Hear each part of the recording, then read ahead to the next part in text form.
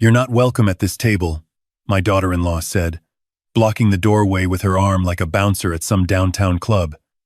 Christmas Eve. Snow falling behind me. A casserole dish in my hands that I'd spent 3 hours preparing. My late wife's recipe. The one my son used to beg for every holiday. I stood there on the porch of the house I'd been paying the mortgage on for 6 years and heard those words sink into my chest like nails. Behind her, I could see the dining room, candles lit, a tree glittering in the corner. My son Derek, 37, sitting at the far end of the table, eyes fixed on his wine glass, saying nothing. Guests I didn't recognize filled every chair. Laughter, Christmas music, the life I was financing but apparently not invited to. Before we continue, please subscribe to the channel and write in the comments what time it is where you are now. I'd driven 45 minutes through a snowstorm to get there. Route 9 was barely plowed. My truck fishtailed twice near the Millbrook exit, and both times I gripped the wheel and thought about turning back. But Derek had called 2 weeks ago. "Dad, come for Christmas Eve. Rachel's cooking. It'll be nice." His voice had that careful, measured tone he used when Rachel was listening. I should have paid attention to that. Now Rachel stood in front of me, 5'6" in heels, blonde hair pinned up, wearing a dress that probably cost more than my heating bill. She smiled. But it was the kind of smile that has teeth behind it. "We discussed this, Walter. The table seats 10. We have 10 guests. Derek invited me. Derek didn't check with me." She glanced over her shoulder. "We barely have enough food as it is." I looked past her at the spread. Turkey, glazed ham, 3 kinds of sides, rolls piled high, a cheese board that could feed a football team. Barely enough food. The casserole dish was getting heavy. My arthritic wrists ached from holding it in the cold. I shifted my weight. I brought a dish. Helen's sweet potato casserole. Something flickered in Rachel's eyes. She'd never met my wife. Helen died 2 years before Derek married Rachel. But she knew the name carried weight in this family. "That's sweet." She didn't move. "But we really don't have space. Maybe you could leave that and we'll save you a plate. Derek can drop it off tomorrow." A plate. Dropped off. Like leftovers for a neighbor's dog. I looked past her again and caught Derek's eye. He looked away immediately, reached for his wine glass, drank deeply. A woman next to him laughed at something, touched his arm. Rachel's friend, maybe. The whole table was Rachel's world. Her colleagues from the marketing firm, her yoga friends, her sister and brother-in-law. Not one person I recognized. Not one person who knew my name. "Derek," I called. My voice carried into the warm room. Conversations paused. Faces turned. He stood halfway, caught between the table and the doorway, then sat back down. "Dad, maybe Rachel's right. It's tight tonight." 6 words. That's all it took to tell me where I stood. My own son choosing a seating arrangement over his father. I looked at the casserole dish in my hands. Helen's recipe, the one she'd taught me to make from memory after the diagnosis, sitting in the kitchen with a notebook, writing down every measurement because she knew I'd forget. "You'll need this for holidays," she'd said. "Promise me you'll keep making it." I set the dish down on the porch railing. "Merry Christmas," I said. I turned around and walked back through the snow to my truck. Nobody called after me. Nobody opened the door. I sat behind the wheel and watched the house through the falling snow. Through the dining room window, I could see Rachel carrying the casserole dish inside, setting it on the table, opening the lid, serving herself first. I started the engine and drove home. The apartment was dark when I got back. Small place, 1 bedroom, above a hardware store in town. I'd moved here after selling the family house to help Derek and Rachel with their down payment, $120,000, handed over without a contract because he was my son, and Helen would have wanted him settled. That was 6 years ago. The house was in Dutchess County, 3 bedrooms, good school district. Market value now, probably $380,000. They paid the mortgage with the money I'd given them as a down payment. which meant I was effectively paying their mortgage with my retirement savings. I sat at the kitchen table in the dark for a long time. The refrigerator hummed. A car passed on the street below, tires crunching through snow. I didn't turn on the lights, didn't eat, just sat there feeling something shift inside me, like a foundation cracking. It wasn't just tonight. Tonight was just when I finally heard it. The sound of a door closing that had been slowly shutting for years. I pulled out my laptop and opened a spreadsheet. I'm an accountant. Retired. But once an accountant, always an accountant. Numbers don't lie, and numbers don't leave you standing on a porch in a snowstorm. Down payment gift. $120,000. Monthly help with utilities they claimed they couldn't cover. $400 a month for 3 years. That's $14,400. Emergency loans. Rachel's car accident. Not covered by insurance. $8,000. Derek's failed restaurant venture. A burger joint that lasted 11 months. $35,000 I gave him as a business investment. He'd signed a promissory note, notarized, dated, witnessed by my neighbor Phil. That document was in my filing cabinet. More small amounts. Dental work, a vacation they said they'd pay back. Appliance repairs for the house I'd helped them buy. Another $9,000 in random transfers over the years. Total, $186,400. I stared at that number until my vision blurred. Then I closed the laptop and went to bed. Christmas morning. I woke at 5, which is normal.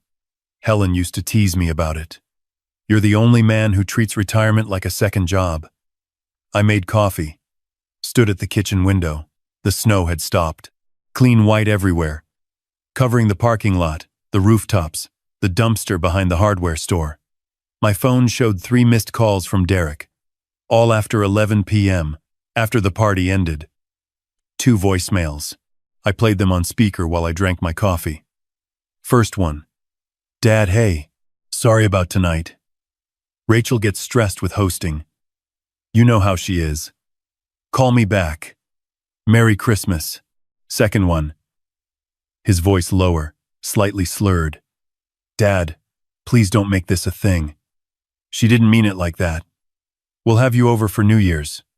Okay? Just call me. I deleted both and opened my browser. Typed New York property law, gifted down payment recovery.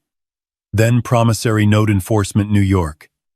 Then how to protect assets from family. I read for 3 hours. Took notes on a legal pad in my neat accountant's handwriting. The coffee went cold. I didn't notice. By 9 o'clock, I had a plan. Not revenge. I don't believe in revenge. I believe in consequences. The day after Christmas, I called Arthur Baines. He'd done legal work for my accounting firm for 20 years. Semi-retired now, but sharp. Answered on the second ring despite the holiday week.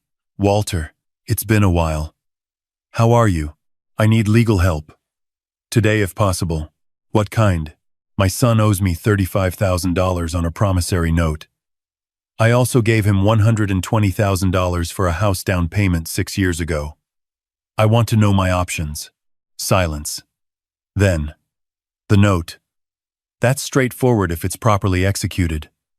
The down payment is more complicated. Was it documented as a gift or a loan? It was a check with down payment help in the memo line. That's ambiguous. Could go either way. Come in tomorrow morning. Bring everything. I spent the rest of the day organizing documents. Bank statements going back 6 years. The promissory note in its folder. Every check I'd written. Every transfer receipt. I am an accountant. I keep records the way other people keep photographs. Every dollar accounted for. Arthur's office smelled like old leather and printer toner. He read through my documents for 40 minutes without speaking. Then he removed his reading glasses and looked at me. The promissory note is enforceable. $35,000. Signed, notarized. Statute of limitations in New York is 6 years for written contracts. You're within the window. The down payment is harder. Without a written loan agreement, a court could interpret it as a gift. However, the pattern of financial support, combined with the note, establishes a relationship of dependency. We could argue implied loan. What about the house? You don't own it. Their names are on the deed. But if we can establish that the down payment was a loan, we could place a lien on the property until repayment. Do it. Walter. He set down the papers. This is your son. I know exactly who it is. These things get ugly. It's already ugly. I just stopped pretending it isn't. Arthur drafted 2 documents. A formal demand letter for the $35,000 promissory note, and a separate letter asserting the $120,000 down payment as a recoverable loan, requesting repayment or negotiation within 30 days. Both sent certified mail the following Monday. I tracked the delivery online. Delivered Tuesday, 10:47 a.m. Signature, D. Marsh. My son's handwriting. The phone rang 18 minutes later. Dad, what is this? Derek's voice was tight, controlled. Rachel's voice in the background, high and sharp. Words I couldn't make out. Legal correspondence. Read it carefully. You're demanding money? On Christmas week? Are you serious? The note is 3 years old. You haven't made a single payment. Because it was family money. You were helping us. I was helping you. Now I'm asking for what I'm owed. Rachel grabbed the phone. I could tell because the background noise shifted and her voice came through clear and hard. Walter, this is absurd. You gave that money willingly. You can't just demand it back because you had a bad Christmas. The promissory note is a legal contract. Your husband signed it. That was a formality. Everyone knew it was a gift. Then why did he sign a promissory note? She didn't have an answer for that. Derek took the phone back. Dad, please. Let's just sit down and talk about this. You have 30 days. That's what the letter says. I hung up. My hand was shaking. Not from anger. From the effort of holding steady against my own son's voice. The next 3 weeks were a siege. Derek called daily. Rachel called twice. Each time more hostile than the last. They tried different approaches. Derek played the grief card, said I was acting out because I missed Helen. Rachel tried guilt, reminded me that I'd sold the family house voluntarily. Derek's friend Mike called once, said I was being unreasonable, that family doesn't put family through legal threats. I didn't waver. 30 years of accounting had taught me one thing. Emotions make bad ledgers. Stick to the numbers. On day 22, Arthur called with news that changed everything. Walter, I ran a title search on the property as part of our lien preparation. Something came up. What? There's a second mortgage on the house. Taken out 14 months ago. $95,000 home equity line of credit. My stomach dropped. I didn't know about that. You wouldn't. You're not on the title. But here's the issue. They used the property as collateral, property that was substantially purchased with your money. The HELOC was taken out by Rachel alone. Derek's signature isn't on it. Rachel took out $95,000 without Derek knowing? It appears so. The lending institution is Hudson Valley Federal. I have a contact there. Off the record, the account is in arrears. 3 missed payments. I sat down heavily. They're about to lose the house. If the HELOC defaults, yes. The primary mortgage is current, barely. But 3 missed payments on the equity line triggers acceleration. The full $95,000 becomes due. Where did the money go? That's the question. $95,000 doesn't just vanish. I found out where it went 3 days later. Not from Arthur. From my granddaughter.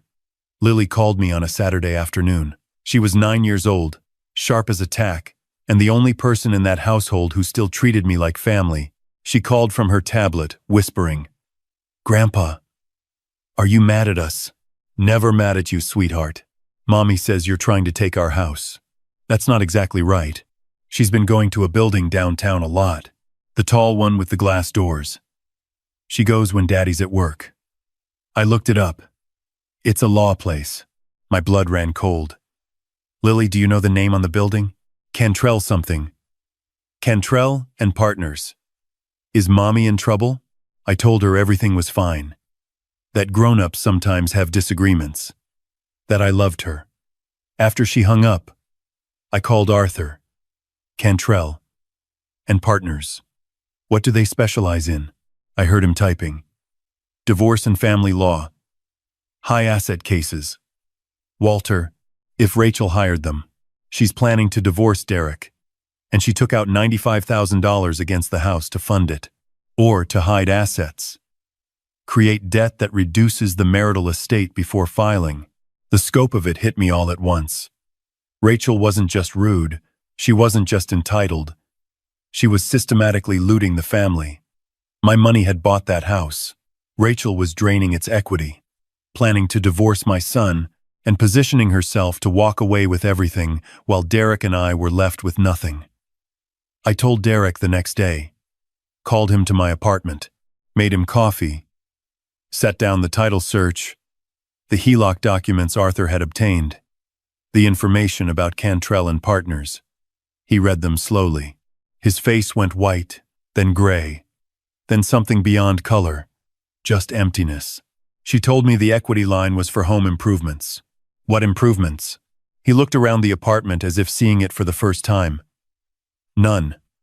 Nothing's changed in the house. $95,000, Derek. Where did it go? He pulled out his phone, scrolling through bank statements. His hands were shaking. I don't have access to her personal accounts. She handles the finances. You let your wife handle all the money and never asked questions. He looked at me. The defensiveness was gone. What remained was a man realizing he'd been asleep in his own life. What do I do? First, you get your own attorney. Not Cantrell. Someone who'll protect you and Lily. Second, you stop telling Rachel anything about our legal matters. Third, you help me understand every dollar that moved through your household.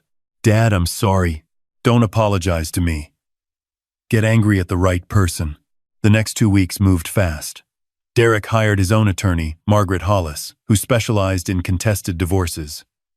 Arthur and Margaret coordinated. The picture they assembled was devastating. Rachel had been siphoning money for over 2 years. The $95,000 HELOC was just the largest piece. She'd also opened 3 credit cards in Derek's name without his knowledge. Total debt: $31,000. She'd been transferring small amounts from their joint savings to a personal account at a different bank. $200 here, $500 there. Over 2 years, it totaled $22,000. She'd listed her sister as beneficiary on a life insurance policy she'd taken out on Derek, $500,000 policy. Premium payments hidden in their household budget as wellness expenses. Arthur laid it out for me in his office. This is financial abuse. Textbook. She's been preparing to leave for at least 2 years. Stripping assets. Building hidden reserves. Creating debt in his name. What about my money? The $120,000 down payment? With the fraud evidence, we have a much stronger case. A judge is going to look at this pattern and see a predator. Your claim for the down payment recovery becomes part of the larger picture of Rachel's financial manipulation. And the promissory note? Derek's willing to acknowledge it. Arrange a payment plan. That's actually good. Shows good faith. The confrontation came on a Thursday evening in February. Not planned. Rachel found the documents Derek had been hiding in his car. She stormed into the house while he was giving Lily a bath. He heard her screaming from upstairs and came down carrying Lily wrapped in a towel. She'd found everything. The attorney's correspondence. The HELOC investigation. The credit card fraud documentation. You went through my things? Rachel's voice hit octaves I'm sure the neighbors could hear. You opened credit cards in my name. That's for our family. You're planning to divorce me. You hired Cantrell. She went silent. The kind of silence that has calculations running behind it. Who told you that? Does it matter? It was your father, wasn't it? That meddling old man. I should have cut him off years ago. Derek shut Lily down. Go to your room, sweetheart. Take your tablet. The girl ran upstairs. He waited until her door closed. You took $95,000 out of our house. Money my father helped us buy. Our house. My equity, too. Equity built on my father's $120,000. Money you told me to never pay back. Remember? You said, he gave it as a gift. Don't insult him by trying to repay it. That was your idea. She crossed her arms.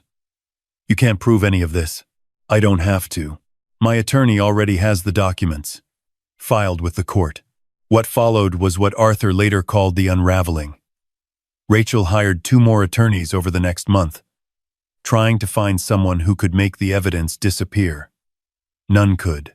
The forged credit applications had her handwriting. The HELOC paperwork had her signature alone. The transfer records showed a clear, methodical pattern. She tried public sympathy, posted on social media about how her elderly father-in-law was harassing her family, trying to steal her home because he couldn't accept that his son had grown up. The post got 200 shares. Comments poured in supporting her. People who didn't know the full story, offering prayers, calling me a monster. Arthur's advice echoed what every good attorney says. Don't engage. We respond in court, not on Facebook. It was the hardest thing I've ever done. Watching strangers call me heartless when I had a filing cabinet full of evidence showing who the real predator was. A client from my accounting days emailed me. Walter, I saw what your daughter-in-law posted. I'm disappointed. I thought you were a better man. I didn't respond. The truth would come out. It always does if you're patient enough. The court date arrived in April, spring sunlight streaming through the courthouse windows. I wore my good suit, the charcoal one Helen had helped me pick out years ago. Arthur carried 2 binders of evidence. Rachel arrived with her attorney, a young man who looked like he'd rather be anywhere else. Derek sat with Margaret Hollis on the other side. Lily was with Derek's friend Mike, safely away from the proceedings. Judge Raymond Chen reviewed the case materials for 20 minutes before addressing the courtroom. This case involves overlapping civil matters. A financial dispute between Walter Marsh and Derek Marsh regarding a promissory note and down payment recovery.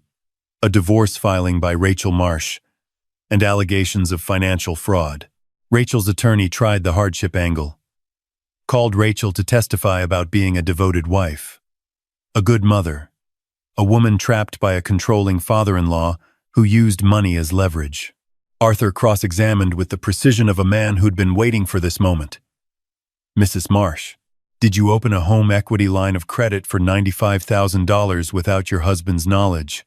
It was for household expenses. What household expenses? She couldn't name one. Did you open 3 credit cards in your husband's name without his consent? He knew about those. He's testified under oath that he didn't. The applications bear your handwriting. Would you like to revise your answer? Her attorney objected. The judge overruled. Rachel's composure cracked. What emerged wasn't the polished woman who'd blocked me from my own son's Christmas table. It was someone cornered, calculating, and running out of moves. The forensic accountant's report was the final blow. Arthur had hired one to trace the $95,000. It had gone to Rachel's personal account, then to her sister's account, then to a real estate investment in her sister's name only, a condo in Connecticut, purchased with my money, laundered through a stolen equity line, hidden in a relative's name. Judge Chen's ruling was decisive. Rachel was ordered to repay the $95,000 HELOC from her personal assets or the Connecticut property sale. Derek was awarded primary custody of Lily, based on Rachel's pattern of financial deception.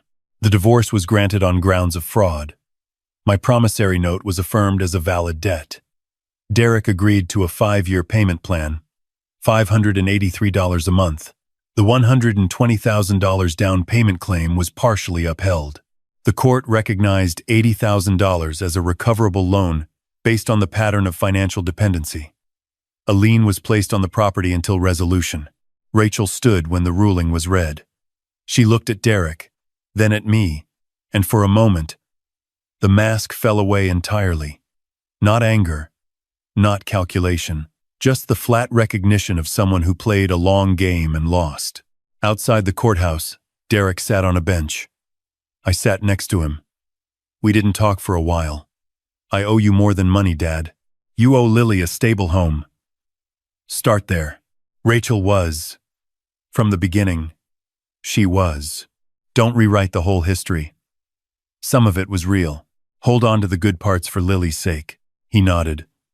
I'm sorry about Christmas. About all of it. Standing there watching you at the door, saying nothing. I'll never forget that. Then don't. He looked at me. How did you know? When did you decide to fight back? When your mother's casserole dish was on the porch railing and nobody came to the door.